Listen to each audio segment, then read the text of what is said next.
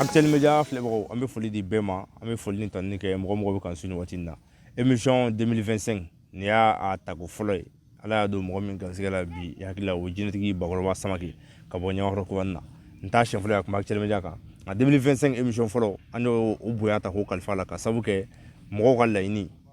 ani waati n'a fana émission ma mɔgɔ bɛ ɲininkali kɛ jinɛko kan an b'a fɔ ko n'an sera yan don min na an b'a ɲininkaliw kala donc karamɔgɔ Bakɔrɔba an b'i yɛrɛ fo donc 2024 a ɲuman banna an bɛ dugawu kɛ ala ka 2025 fana ka timɛko ɲuman d'a ma ka laɲini bɛɛ sabati ka garisɛgɛw fɔ n'i bɛ foli ni tanuni kɛ filɛbagaw la yan'an ka don ɲininkali alhamdulilahi arabil alamina Mayiga i ka kumakan in diyara n ye kosɛbɛ ka wuli waati ni waati ka na bɔ ne Bakɔrɔba la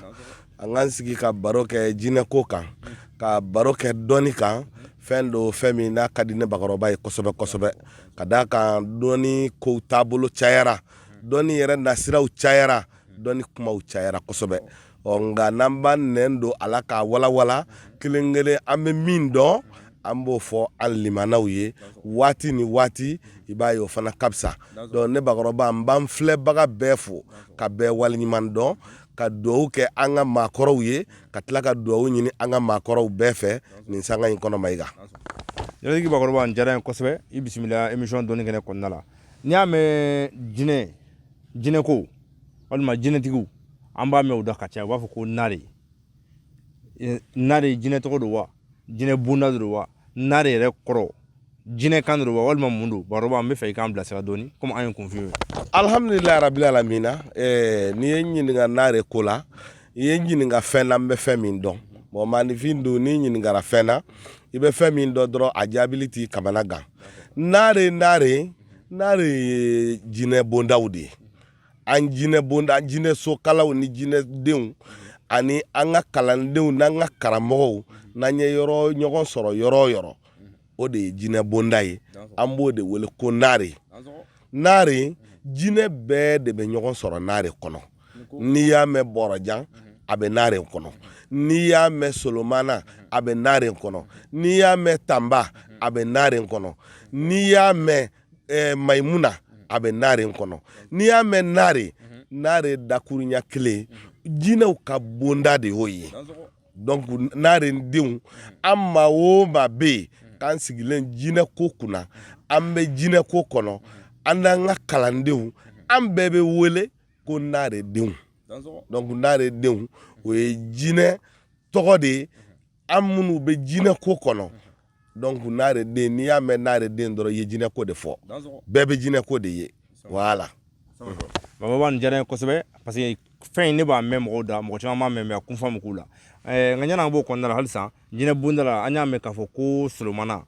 jinɛ solomana donc ko o de ye jinɛtigiw o de ye jinɛw bɛɛ la ɲɛmɔgɔ ye bon an kɔni an bɛ kumaw mɛn bolokɔnɔnaw la an senfɛ nka n'an ni e ye ɲɔgɔn ye an bɛ fɛ i k'an bilasira yala ɲɛmɔgɔ bɛ jinɛw la wa diɲɛ bunna wa walima Mali in kɔnɔ yan nɔ ne bɛ se ka bilasirali kɛ dɔɔni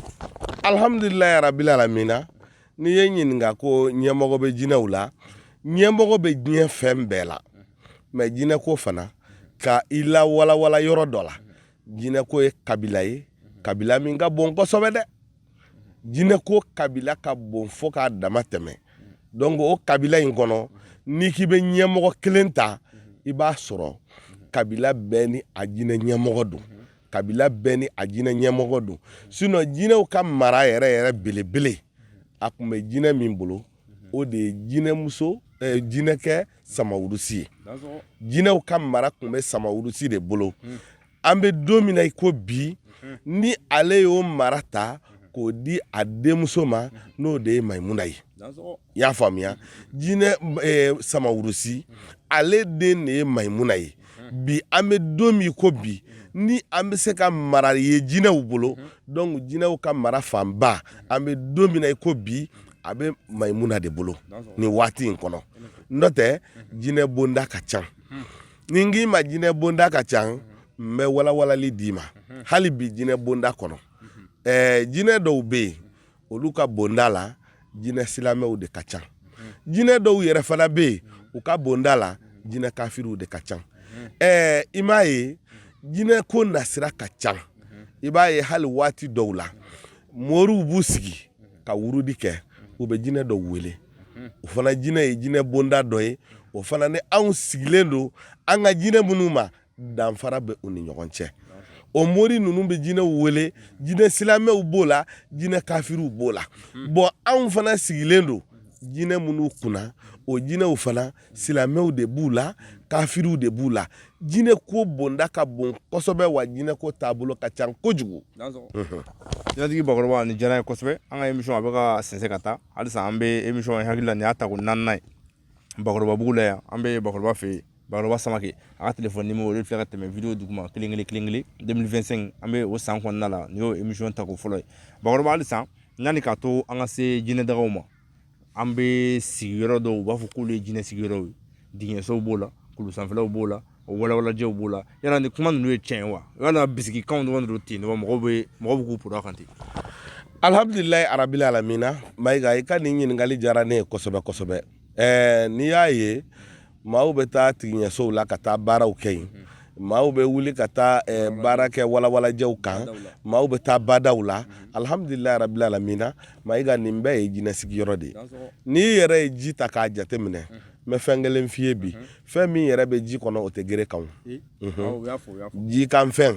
Mayiga ji kɔnɔ fɛnw ka ca dɛ ji kɔnɔ fɛnw min bɛ ji kɔnɔ an minnu bɛ gere kan Mayiga a ka ca ni anw yɛrɛ ye donc o dɔnni o ye dɔnni ye dɔnni min dingɛ ka dun kosɛbɛ n'an bɔr'o la fana an bɛna tigiɲɛsow la tigiɲɛso o de ye solomana ye solomana min ye diɲɛ fɛn bɛɛ mara i y'a mɛn o solomana o ka kɛlɛkɛdenw n'o ka tamasiyɛn tɔ o tɔ de bɛ tigiɲɛso la o kama i mana t'i dama kasi solomana tɔgɔ la tigiɲɛso la ko ko la ala barika la n'i b'a ɲɛdɔn i bɛ jɔyɔrɔ sɔrɔ a la n'i y'a mɛn walawala walafɔwala fana ye jinɛw sigiyɔrɔ kɔrɔw de ye ni bi tɛ i bɛ se walawala o walawala ma i bɛ taa sɔrɔ jinɛ dɔ ka sokala bɛ yen mɔgɔw t'a ye dɛ mɛ an minnu bɛ jinɛ ko kɔnɔ an de b'a kalama donc n'i y'a mɛn walawala jinɛ sigiyɔrɔ de don n'i y'a mɛn jida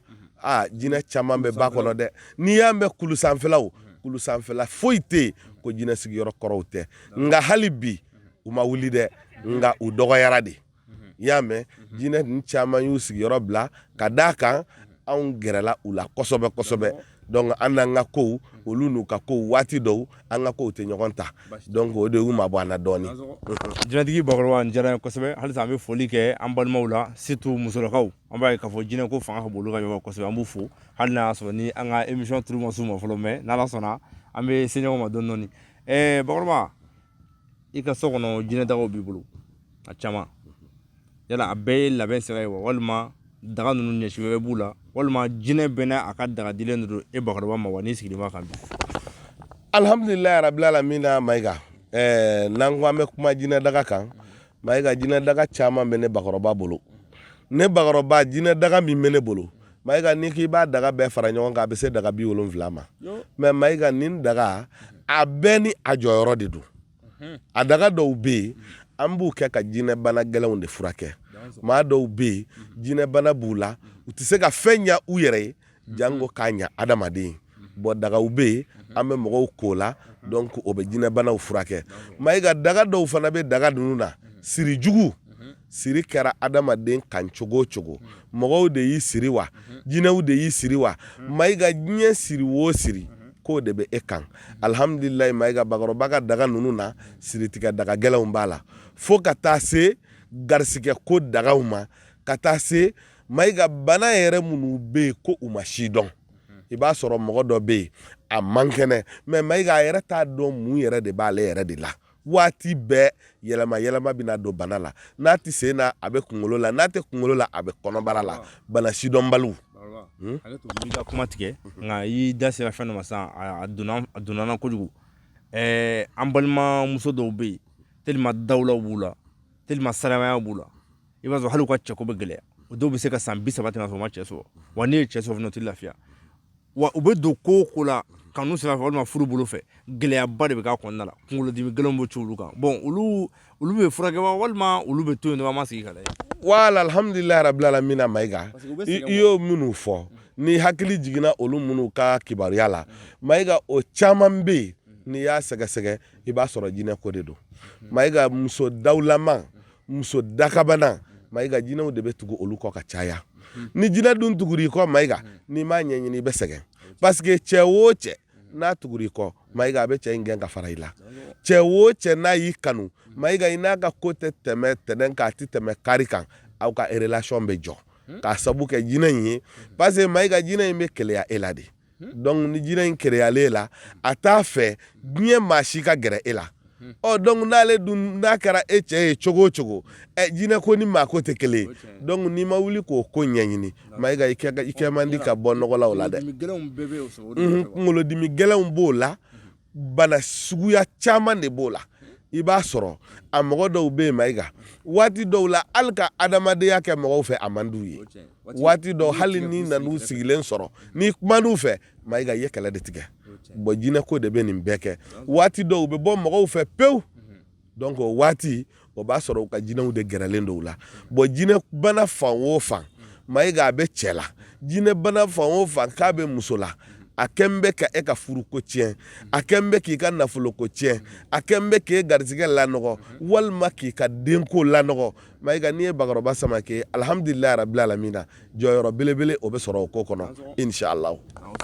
a diyara n ye kosɛbɛ bakɔrɔba i Samake an b'i fo halisa yani ka to an ka bɔ jinɛ banako in kɔnɔna la halisa binni bana bɛ mɔgɔ minnu na dɔw b'a fɔ ko bana in tɔgɔ sa ko kirikirimasiyɛn dɔw b'a k'o don dɔw b'a jinɛ bana don bon mɔgɔ caman tɛ différence dɔn ka bɔ ɲɔgɔn na yala bakɔrɔba mun ye jinɛtigiw ye m'a dɔn ni bana fila bɛɛ fura bɛ kan ka sɔrɔ aw bolo i bɛ se ka mɔgɔw bilasira kirikirimasiyɛn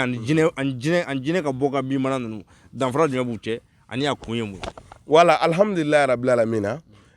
Mayiga i ye ɲininka nin yɔrɔ bin na nin diyara n ye kosɛbɛ parce que maa caman bɛ kirikirimasiyɛn banaw ta ka o ni jinɛ bana kɛ kelen ye bon kirikirimasiyɛn bana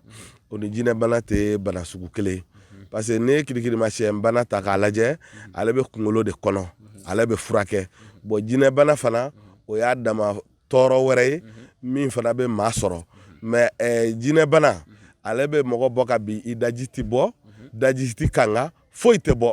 a dɔw ayi daji tɛ kanga jinɛ bana min bɛ mɔgɔ bin ko daji ka bɔ ayi Mayiga n'i ye jinɛ bana tɔ binnen ko daji bɔra dɔrɔn Mayiga kirikirimasiyɛn de b'a la awɔ jinɛ bana tɛ daji bɔ fiyewu awɔ i mana baliku ye i mana denmisɛnnin ye a binna daji bɛ ka bɔ o caman bɛ yen o tɛ jinɛ bana ye o ye kirikirimasiyɛn de ye an b'o furakɛ nka ale furakɛli Mayiga kuma b'a la dɛ parce que a laadaw ka girin parce que bana min don n'i tora a furakɛli la bana ɲamatɔw de don donc an b'a furakɛ nka a n'a laadaw bɛ ɲɔgɔn na donc kirikirimasiyɛn na o sira o nasira alhamdulilayi bakɔrɔba bɛ dɔ k'a la bon jinɛ bana kɔni o kɔni o ye n ka fɛn dɔnta ye donc n tɛ walawalali caman di o kan. jinɛtigi bakɔrɔba n diyara kosɛbɛ halisa yanni ka bɔ émission kɔnɔ an bɛ jɛɲɔgɔnw fo n'o ye Espagne mugu ani kalabanko Amadi Bagayogo hakili la n b'a dɔn u bɛ ka émission in su nin waati in na u ka foli bɛ yan k'u bɛ dansɔgɔnin ko u ka kow ko an bɛ bakɔrɔba y'a la bakɔrɔba ka kow ko an b'u y'a la donc an b'u fo bakɔrɔba yanni k'a to an se kumakuncɛ kumaw ma nafolo bana sira fɛ mɔgɔw bɛ sɛgɛn kosɛbɛ bon anw ye jinɛtigiw ye bon hakili la bilasiralikanw bɛ sɔrɔ a bolo walima ladilikan dɔ y'i bolo k'a di mɔgɔw ma minnu bɛ nafolo bana lankolon kɛ k'a di an balimaw ma surtout a ka ca kɔfɛ mɔgɔ kunda walima muso kunda. alhamdulilayi rabbil alamina Mayiga i da sera fɛn de ma n'o ye nafolo baara ye Mayiga nafolo baara bɛ yen nafolo baara ye tiɲɛ ye nka Mayiga nafolo baara nkalon kuma de ka ca bi ka tɛmɛ a tiɲɛ kan maa caman b'a f'i ye n bɛ nafolo baara kɛ Mayiga u bɛ mɔgɔw bolo nafolo minɛ k'a latiɲɛ Mayiga u ka nafolo baara ti ɲa n'o tɛ Mayiga nafolo baara bɛ yen nafolo baara ye tiɲɛ ye nka diɲɛ ko o ko sababu de b'a la parce que jinɛ ko yɛrɛ min filɛ nafolo ko b'a kɔnɔ nka a n'a kɛcogow de bɛ yen Mayiga hali jinɛw bɛ yen nɔ maa n'u bɛ se ka jɛ u bi i ka diɲɛlatigɛ bɛɛ kɛ ka nafolo d'i ma i n'u bɛ jɛ aw bɛ bɛn laada dɔw kan aw bɛ bɛn fɛn dɔw kan donc i b'o laadaw latilen olu fana bɛ nafolo d'i ma o bɛɛ nasiraw bɛ yen nka nin bɛɛ ye gindo ye maa minnu bɛ yen n'u b'a lamɛn n'a b'u nafa Mayiga an y'a ɲɛf'u ye parce que ko o ko tɛmɛsira de b'a la diɲɛ ko ko laada de b'a la donc ni a laada ɲɛfɔri ye n'i yɛrɛ y'a dɔn i bɛ se i b'i kun don a la n'i yɛrɛ y'a dɔn fana ko i tɛ se Mayiga i b'a fɔ ko n tɛ se nin na n bɛ se nin qualité de la sinon nafolo baara sugu ka ca Mayiga hali bololanɛgɛw bɛ ne bolo ne bakɔrɔba jinɛ warijɛ bololanɛgɛ dɔw bɛ ne bolo Mayiga maa o maa y'a ta k'a don i tɛgɛ la Mayiga n'i ye 5000 dun sɔgɔma i bɛ 5000 sɔrɔ wula fɛ Ala barika la o jinɛ bololanɛgɛ a bɛ bakɔrɔba bolo n b'o f'i ye n da camancɛ de la wa n ye layidu ta i ye n bɛna 1 dilan ka d'i ma Mayiga i b'o don i tɛgɛ la n'i ye 5000 dun sɔgɔma Mayiga i bɛ 5000 sɔrɔ su fɛ n y'a dɔn o bɛ sɔn ka kɛ bololanɛgɛ kankara ye nka an kɔni an bɛ dugawu kɛ dɔrɔn an si kana falen a la fɔlɔ o de ka gɛlɛn ma ok bakɔrɔba an bɛ foli d'i ma halisa k'i fo ka i ka kalanden bɛɛ fo ka Mali jinɛtigi Nare Bunda mɔgɔ b'a kɔnɔ o tɛ wala k'u bɛɛ fo k'u dansɔgɔ k'u ni ko an ka émission a bɛ ka sɛnsɛn ka taa dɔɔni karamɔgɔ bakɔrɔba ne ni jinɛtigi delila ka émission kɛ a y'a fɔ n ɲɛna ko jinɛ bɛ n kɔ ani jinɛ bɛ n na tɛ kelen ye c'est à dire jinɛ bɛ n kɔ ko olu ye minnu bɛ jinɛw bila baara la mais dɔw bɛ yen jinɛw de b'olu bila baara la yala bakɔrɔba komi i fana ye jinɛtigi ye jamana in kɔnɔ bi n bɛ fɛ i ka o kuma n'i bɛ se k'a sɛbɛntiya walima i bɛ se k'a nkalontigiya ayiwa alhamdulilayi arabil alamina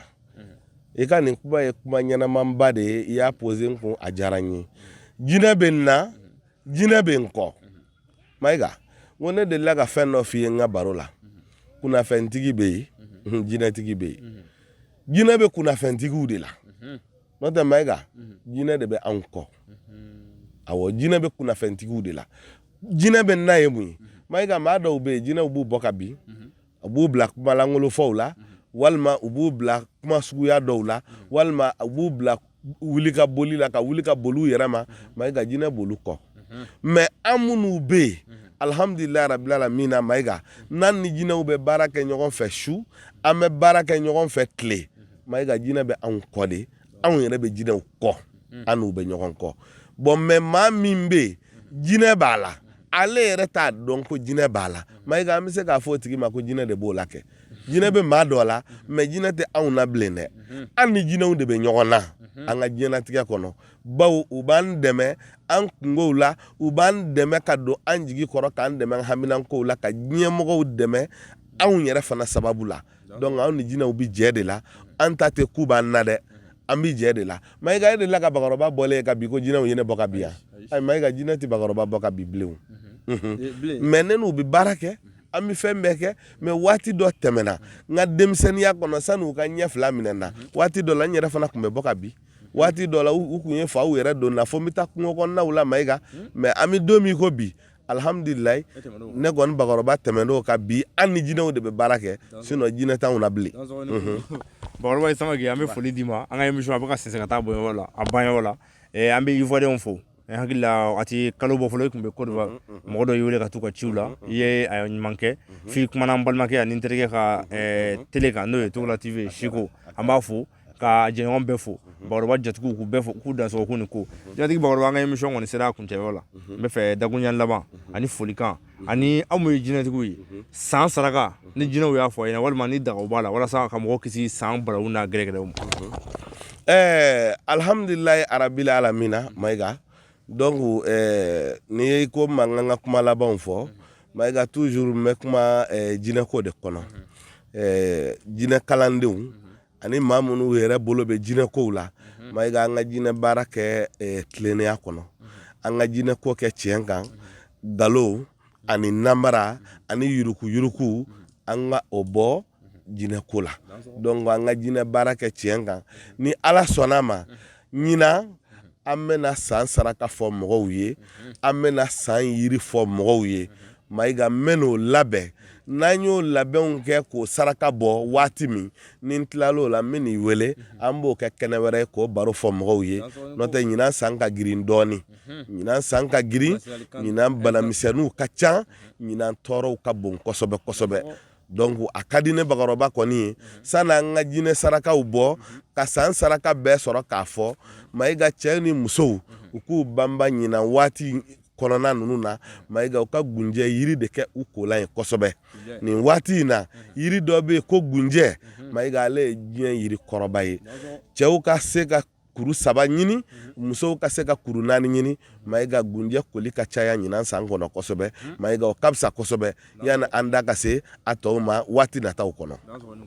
Jinɛtigi Bakɔrɔba ni diyara n ye kosɛbɛ an bɛ foli d'i ma Bakɔrɔba ka téléphone numéro direct a b'a wele mun filɛ vidéo kan nin a b'a wele nka mɛn da mɛn tigila Bakɔrɔba i yɛrɛ bɛ ka numéro di fɛnɛ minnu bɛna émission in audio sɔrɔ awɔ ni maa min mago bɛ ne yɛrɛ Bakɔrɔba la i bɛ n wele 00223